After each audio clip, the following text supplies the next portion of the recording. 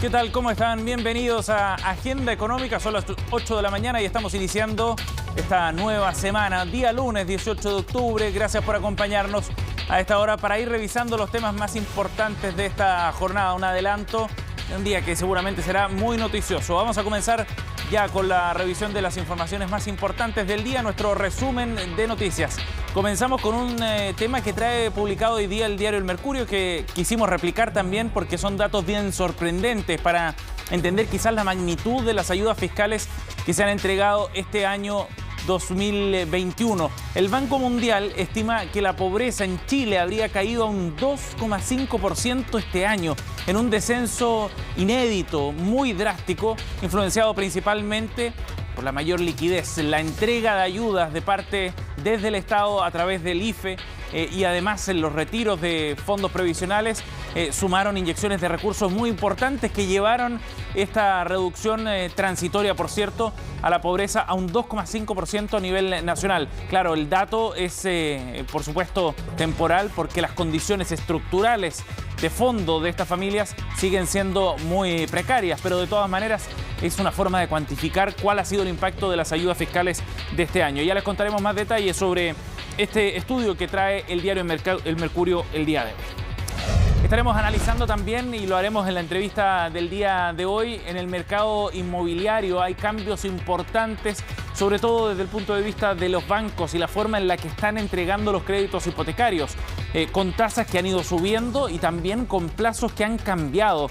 Los créditos a 30 años parecieran ser ya un producto que empieza a retirarse del mercado de los créditos hipotecarios, justo en un momento también donde hay datos bien relevantes respecto a la evolución de la venta de viviendas, que crecieron 83% en el tercer trimestre, logrando su mayor nivel desde comienzos del 2019 en la región metropolitana. Ya estaremos analizando este tema. En la entrevista de hoy conversamos en profundidad sobre lo que ocurre en el mercado inmobiliario a nivel nacional.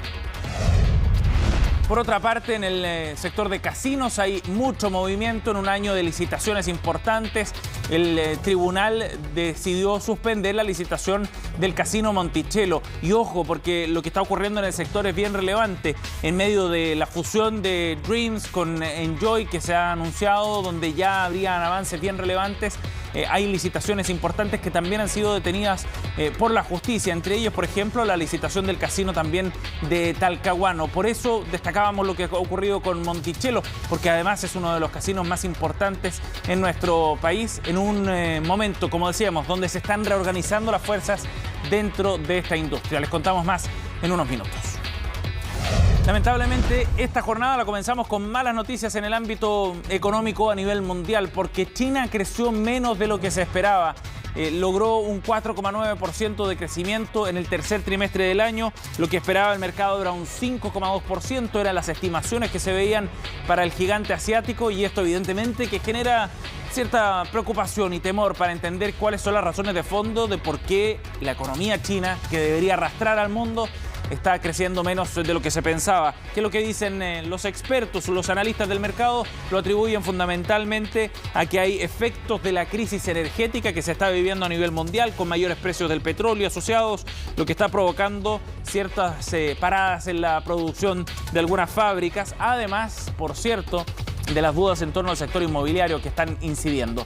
Y esto ha impactado a los mercados. Revisemos cuáles son los números importantes del día de hoy para comenzar esta jornada desde el punto de vista bursátil, precisamente porque hay efectos, por cierto, de lo que está sucediendo en China, sumado a los precios en materias primas, también a la inflación que se ha visto a nivel global. Los números no son buenos para partir la semana. El Eurostoxx, el índice paneuropeo, cayendo 0,79%. Londres hace lo mismo, pero en menor medida, 0,29% de pérdida para el indicador británico. El DAX de Frankfurt, 0,59% de retroceso. El Nikkei más temprano cerró con pérdidas también, 0,15% de caída para el indicador asiático. Mientras tanto, el IPSA cerró la semana con números negativos en su menor nivel en lo que va de este 2021. Veremos cómo recupera hoy día algo de terreno de acuerdo a lo que vaya ocurriendo a nivel local y también a nivel global. Por último, el cobre sigue subiendo, está cotizándose en $4.74 la libra.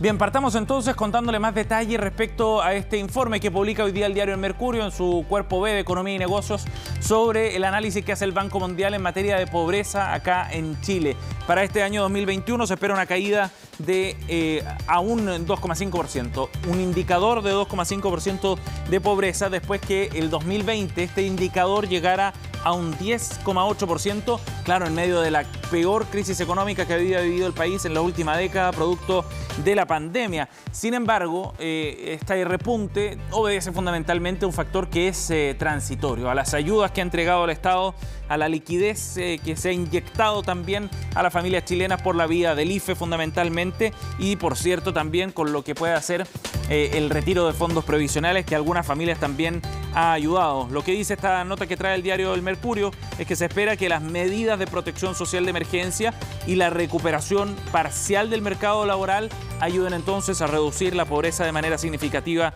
en este 2021. El indicador, como decíamos, estaba en un 10,8% en el contexto de la pandemia. Antes de eso, el 2019, este indicador estaba en un 8,5% y ahí ya tenemos una referencia quizás menos condicionada por las circunstancias, a diferencia de los indicadores 2020 y 2021. Pero fundamentalmente esto obedece a un asunto temporal. Es esperable que a partir del próximo año, 2022 y 2023, se vea un indicador más alto que este 2,5%, pero, dice el Banco Mundial, de todas maneras podría ser menor al que se alcanzó en el peor momento de la pandemia. Llegaría a un 9,5% el indicador de pobreza en el año 2022, 8,8% en 2023, de todas maneras superiores a los niveles prepandemia, lo que dice este informe que trae hoy día publicado el diario El Mercurio en base a la información y el análisis del Banco Mundial.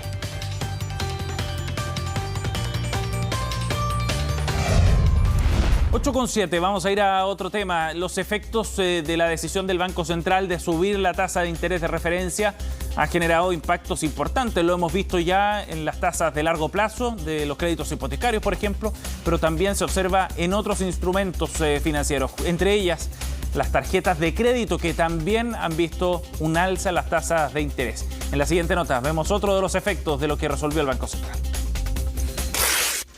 Exceso de dinero en efectivo en el sistema es quizás la mayor razón de peso que se ha dado para avalar la decisión del Banco Central de subir la tasa de interés 50 puntos más de lo esperado, porque no fueron 75, sino 125, dejándola en 2,75%, lo que en la práctica significará que si usted por un crédito estándar de 100.000 pesos pagaba 101.500, ahora serán 102.750, todo para frenar una inflación que muchos califican de desatada. En el corto plazo, creo que lo que más influye es el alza de la tasa de política monetaria para corregir la distorsión que está provocando más inflación, ¿no es cierto?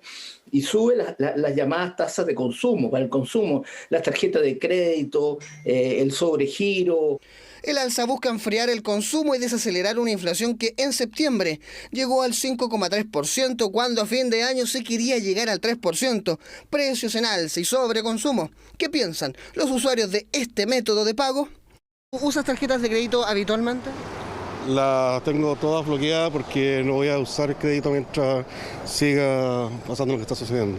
¿Qué te parece lo del alza?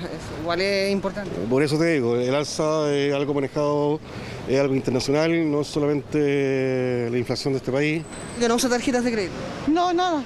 ¿Por qué prefiere no usarla? Porque si quedo sin trabajo, no quiero quedar debiendo nada. Y por eso solamente efectivo. ¿Usa tarjetas de crédito? Sí, sí la uso. ¿Y se asesora? ¿Supo que esta semana ya sale más caro comprar con tarjeta de crédito? No sabía que había eso. Ahora vengo a pagar una cuenta aquí en Falabella. ¿Y una tarjeta? Sí, una tarjeta. Sí, lo uso la normal, la terrible y el otro día vine a pagar y me subieron un interés, pero... Eso le iba a preguntar, ¿esta semana subió la tasa de interés? ¿Se ha fijado? Sí, se ha fijado las casas comerciales porque por la pandemia y ahora está abierto el mall y las casas comerciales suben el interés de las tarjetas, pero... ¿Cuál es su motivo, necesidad, orden? ¿Por qué usa tarjeta? Para monetizarse, para que no me roben.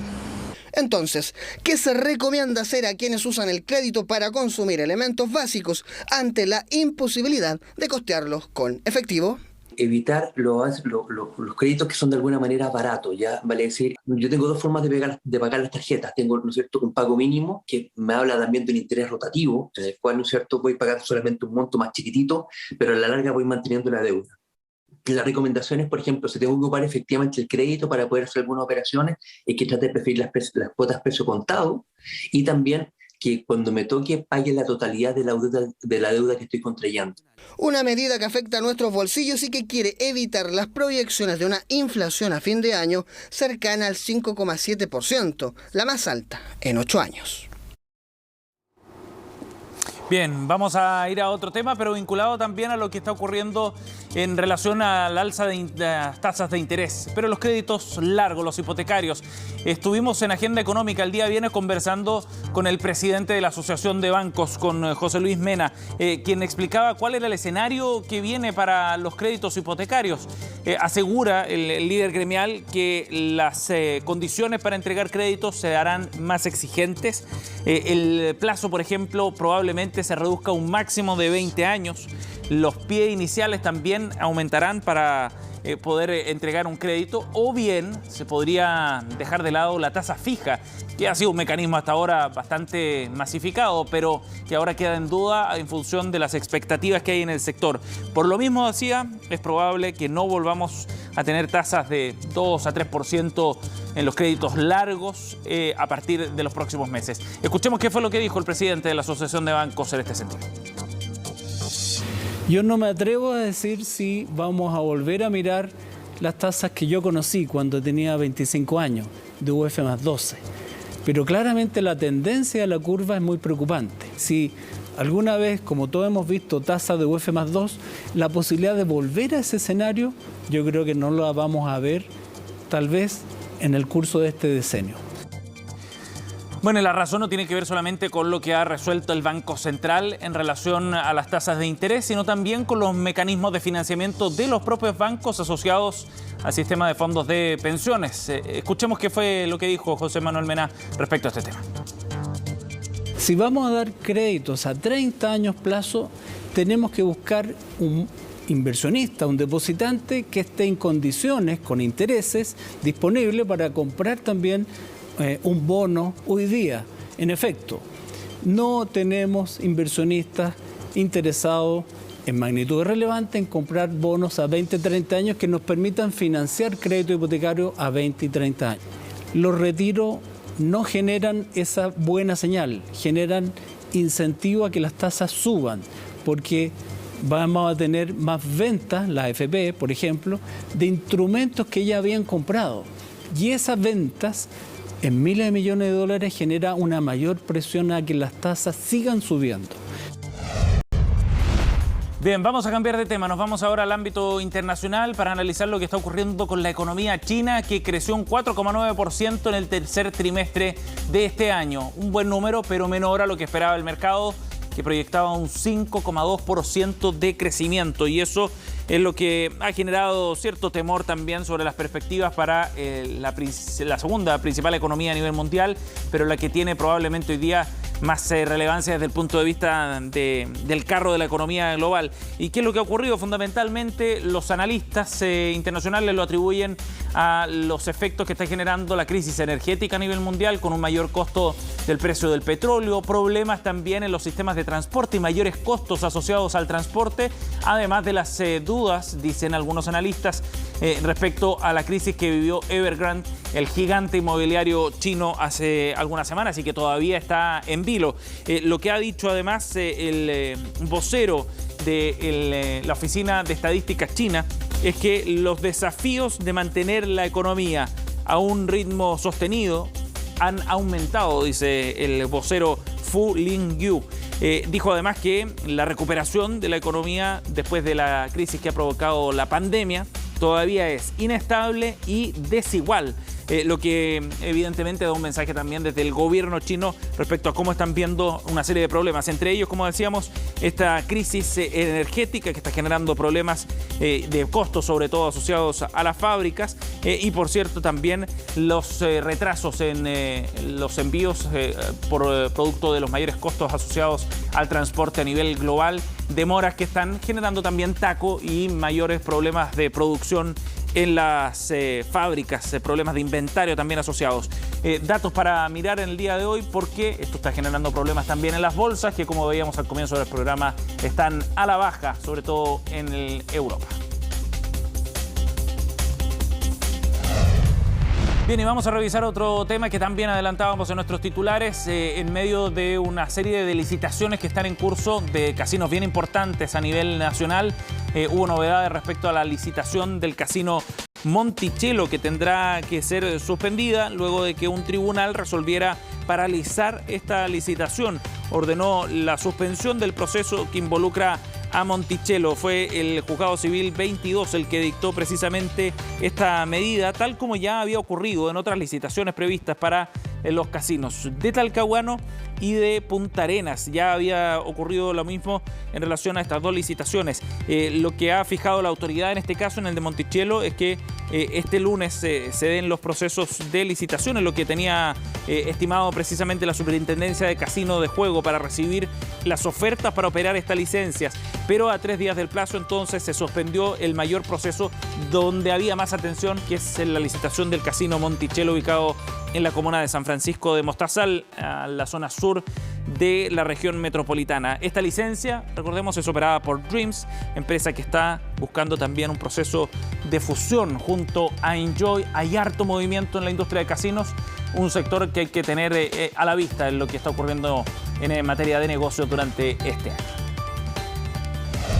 Bien, 8:17, nos vamos a ir a la pausa. Al regreso vamos a estar analizando lo que ocurre en el mercado inmobiliario a nivel nacional, con los cambios en condiciones de la entrega de créditos, pero también con las ventas que han ido subiendo, alcanzando niveles que no se veían desde el año 2019. Al regreso analizamos estos detalles en la entrevista de hoy.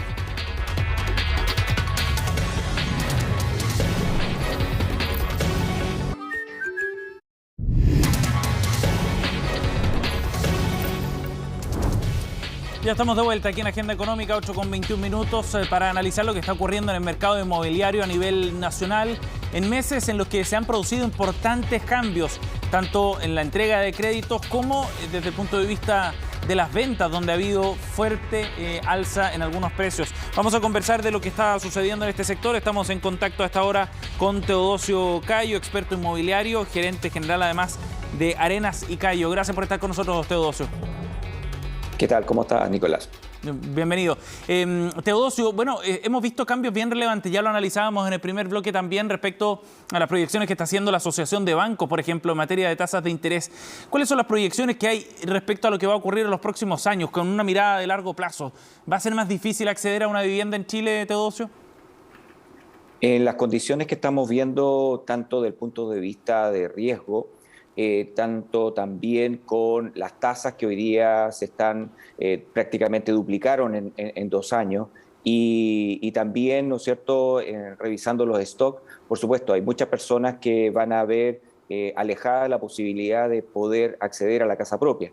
Hay una combinación de factores que tiene que ver entonces con el valor de la vivienda, las tasas de crédito más altas, la reducción de los plazos de ese crédito y también, por supuesto, las condiciones que se le pueden estar pidiendo a esas personas para poder acceder a esa vivienda. Analicemos cada uno de esos puntos. ¿Qué es lo que está pasando con el stock de viviendas y con la oferta, Teodosio? Bueno, en 2 años hubo una disminución de la cantidad de viviendas que se pudo colocar disponible y por lo tanto hoy día ha habido una merma importante de esos stock. Cuando la gente empieza a salir, empieza a cerrar sus promesas que habían firmado, obviamente esos stock empiezan a tener, ¿no es cierto?, menores posibilidades para que las personas puedan buscar alternativas. Y eso hizo también que los precios siguieran al alza, adicionalmente a otros factores, como ustedes recordarán, el costo de de construcción, más algunos atributos legales que se les pedía actualmente a las viviendas, incluso todo lo que significa el aporte al espacio público. Es decir, hay varios elementos que sumaron, digamos, para que los costos fueran más altos y por lo tanto el valor final, el precio a pagar también siguiera aumentando.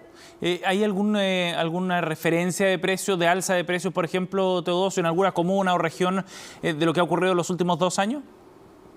Claro, en los últimos 2 años, si nosotros miramos, por ejemplo, el tema de las casas, los apartamentos con balcones, terrazas, todos ellos han subido de manera importante. En caso de las casas, por ejemplo, en algunas comunas hemos visto crecimiento de casi el 24-25% de su valor en este periodo, digamos, precisamente porque las personas buscaban otros atributos en virtud, digamos, de lo que pasó con la pandemia. Sí, claro. Sí. Teodosio, ¿y esto se observa a nivel nacional o solamente acá en la región metropolitana, este aumento de precios?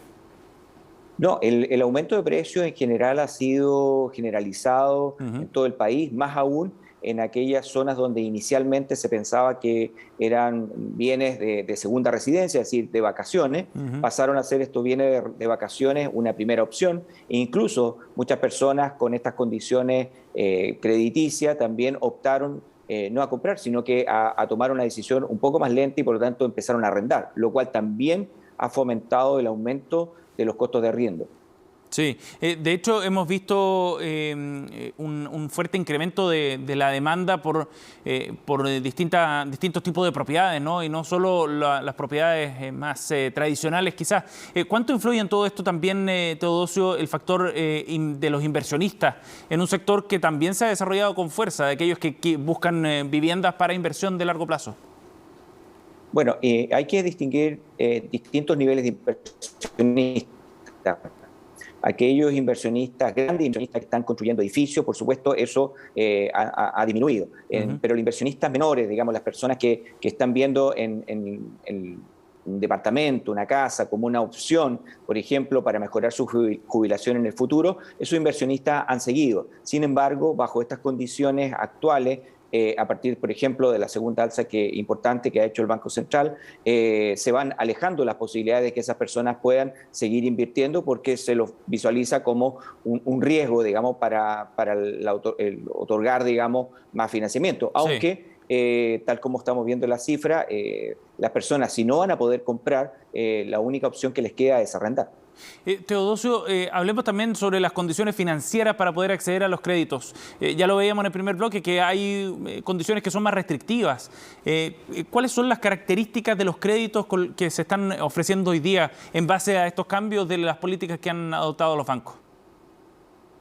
Hay restricciones bastante restrictivas hoy día comparativamente con lo que veíamos hace unos años atrás. Por ejemplo, los jóvenes tenían la opción de un crédito a 30 años.